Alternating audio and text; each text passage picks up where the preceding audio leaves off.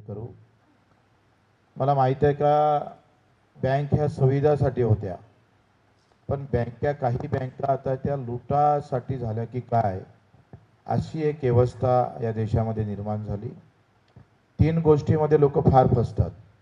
एकतर पोराच्या ॲडमिशनमध्ये म्हणून तेवढी फी द्यायला तयार असतं, लागन ते लिंकिंग करायला तयार असतं.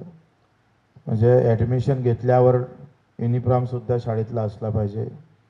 सगळ्या म्हणजे ती गरज आहे, गरजवंताला अक्कल नसते. दुसरं आहे हॉस्पिटल.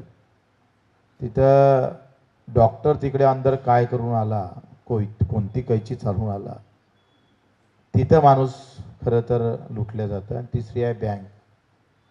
कारण अर्थाशिवाय अर्थच नाही आणि अर्थासाठी तो काही करायला तयार असतं. मी स्वतः कर्ज जेव्हा घेतलं मला अजूनही आठवते, 18 पेजवर मी मागून पुढून वरतून खालूनपर्यंत सगळ्या सह्या मारल्या. तर गरज होती.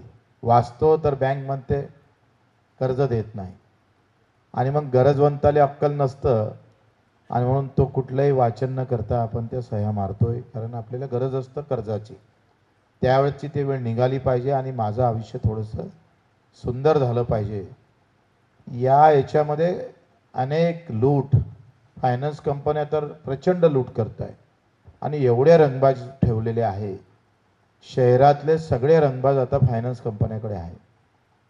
जसे त्या लोक तसे सगळे रंगबाज, आणि त्यांना काही आई वडील दुःख.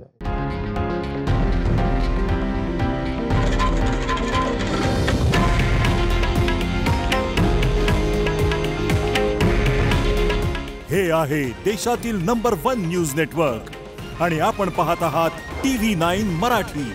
काळजी तुमची, हित महाराष्ट्राचं.